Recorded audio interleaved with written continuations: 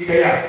Panggilan Tuhan bagi umatnya di atas bumi ciptaannya, api cintanya, nyala kasihnya, sumber semangat bagi kita. Wartakan semangat cintanya pada orang yang dambakan kasihnya. Terpujilah Tuhan Allah yang telah mengutus putranya. Sungguh berlimpah kasih Sang Bapa, kita dikurniai rahmat. Kita semua telah dibangkitkan dan disatukan dalam Tuhan. Kita akan diberi tempat dalam surga mulia bersamanya. Terpujilah Tuhan Allah karena kasih karunia-Nya. Dalam nama Bapa dan Putra dan Roh Kudus. Amin.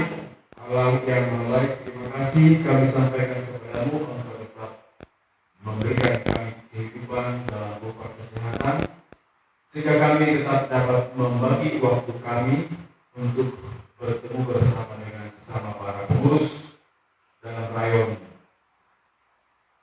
di Segaja ini untuk mendalami sedikit banyak tentang pengetahuan kami bagaimana kami harus memberikan pelayanan kepada umat-Mu. Doa ini kami sampaikan kepadamu dengan pengantaran Kristus Tuhan kami. Amin. Dalam nama Bapa dan Putra dan Roh Kudus. Amin. Shalom. Baiklah Bapak Ibu, sebelum kita memulai sermon kita, ada baiknya dulu setiap KDS memperkenalkan dirinya di tempatnya saja. Mulai dari kampung baru lah.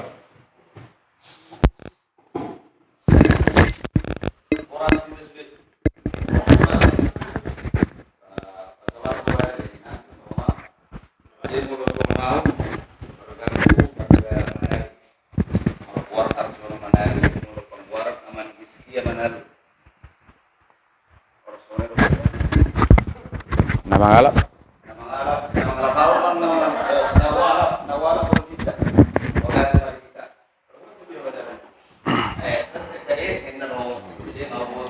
Oke, saya kasih. Shalom.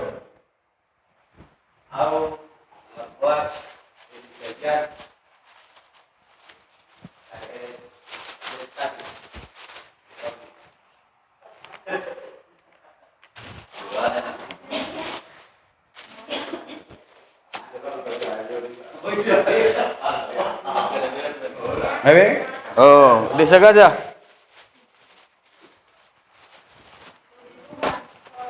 Haleluya.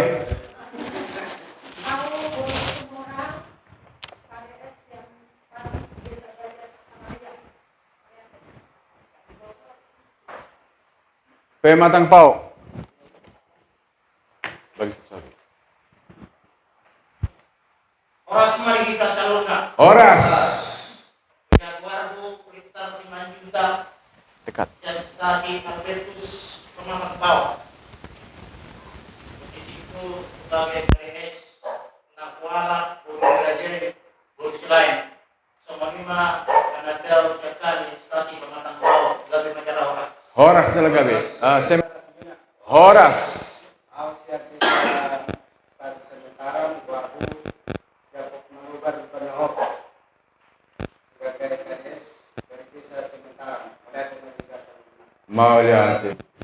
Kita semua banyak yang baru, maka kita akan melihat dulu sebentar peraturan-peraturan praktis tentang pelayanan-pelayanan yang sering terjadi adalah perkawinan, ya, apa saja yang harus kita siapkan.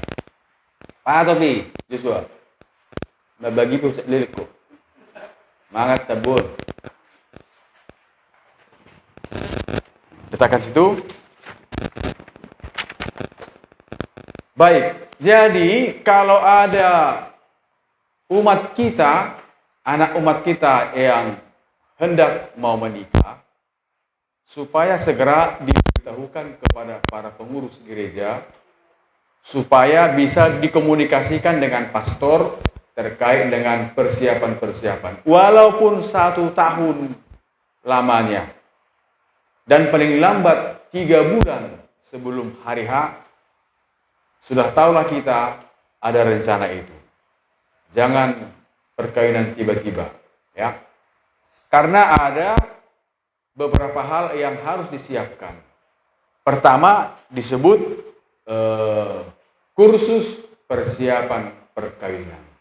Kursus persiapan perkawinan itu adalah pembelajaran ajaran perkawinan Katolik. Dari segi teologinya, dari liturginya, dari ekonominya, dari komunikasinya, dari adat istiadatnya, dan seterusnya. Dan itu dilaksanakan di paroki Tanjung Balai atau paroki perdagangan. Waktunya 1 hari. 1 hari mulai pukul 8 sampai dengan pukul 7 sore. Jadi langsung bisa PP. Di kisaran belum kita buat, ya. Itu yang pertama sekali. Mengapa itu harus diberikan? Supaya mereka memiliki pengetahuan lah apa itu tentang pernikahan, lalu supaya mereka juga dapat melaksanakannya. Dan kedua juga kita melihat bahwa jumlah perceraian perkawinan itu makin banyak. Mungkin tidak cerai, tapi pada udau pisah ranjang, manang marbadai terus, dekadum kan? Jadi neraka keluarga itu, ya. Itu yang pertama. Yang kedua, penyelidikan kanonik. Nah, penyelidikan kanonik ini artinya mereka berdua nanti menghadap pastor, dan disitulah pastor mencari tahu apakah mereka ini layak menikah atau tidak. Apakah ada halangan-halangannya? Halangan yang pertama misalnya umurnya, ya kan, sudah genap atau belum. Kedua, motivasinya, keinginannya untuk menikah. Apakah itu dari hati yang paling dalam atau karena dari hati yang paling dalam dari ayahnya atau ibunya? Karena banyak juga ibu-ibu gelisah, anaknya belum nikah-nikah, dicarilah calon permain, bukan? Toleh mak dari bagas dina. Jadi kalau merpadiban tak bisa. Kembali ke soal halangan tadi. Umurnya baru 15, bisakah dinikahkan? Bisa.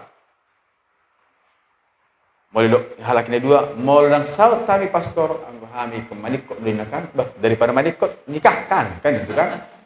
Anggo holang nami nungga bemarapi tutung be. Danganong do bagabati kami binakan. Jadi pastor harus minta izin ke uskup, membuat surat permohonan. Berhubung karena calon pengantin ini tak tahan lagi, opung, kasih izin supaya diberkati. Dikasihlah surat. Atau kalau dia marpariban, mereka juga sudah sepakat sampai mati, tidak akan dipisahkan oleh apapun. Kita minta surat izin, dispensasi ke uskup. Uskup akan memberikan dispensasi. Tapi resiko-resikonya akan kita beritahukan. Molo marpariban, olo sipata, yang konai kurang sehat. Nah, macam-macam itulah. Apalagi halangannya? Kalau yang satu Katolik, yang satu Kristen, ini halangan. Tidak boleh saya menikahkan yang Katolik dengan Kristen. Kenapa nggak boleh? Karena dia Kristen, tidak seiman dengan kita, bukan? Tetapi karena pernikahan itu adalah hak asasi manusia, ya kan? Maka saya harus minta izin ke uskup supaya mereka bisa dinikahkan. Oma warna kawin campur beda gereja. Satu Katolik dibaptis di Katolik, satunya lagi Kristen dibaptis di gereja Kristen Protestan. Ya. Karena permandian Protestan itu diakui oleh Katolik. Ada lagi kawin campur beda agama. Songori di, orang kan beda agama. Lagu ni teh. Mak. Ibu teh mana dong? Satu Katolik, satunya tidak dibaptis di gereja manapun yang diakui oleh Katolik, misalnya, dan mereka semangat. Ya kan? Tentu Islam, karena mereka tidak dibaptis. Jadi, ini harus diminta pastor dispensasi. Kalau tadi izin, kan? Ini dispensasi. Berbeda izin dan dispensasi. Kalau dispensasi itu keringanan dari hukum. Ya. Keringanan dari, kalau izin hanya sekedar memberitahukan. Oke?